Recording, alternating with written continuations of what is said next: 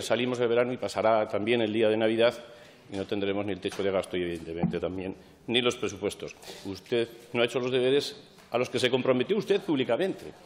¿Por qué no tenemos ya el documento presupuestario, si tan claro lo tienen? Y la pregunta es, ¿a quién le va a tocar pagar este año, señor Lambán? El año pasado ya sabemos a quién le tocó pagar. ¿Le tocará pagar al PSOE municipal, el Ayuntamiento de Zaragoza, señor Lambán? Ese que califica a Zaragoza en Común de izquierda hueca, ese que califica a Zaragoza en Común de fanatismo populista o de fracaso de gestión. Pero los aragoneses no podemos ser unas cartas con las que se juegue para satisfacer pretensiones de una naturaleza. La pena es un pacto de izquierdas.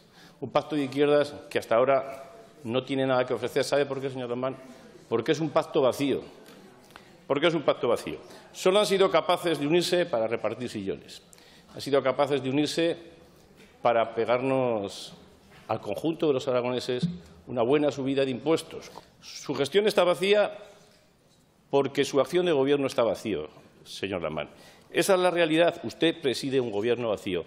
Y permítame que le diga una cosa. Se está desangrando y lo más triste es que usted no es consciente de ello.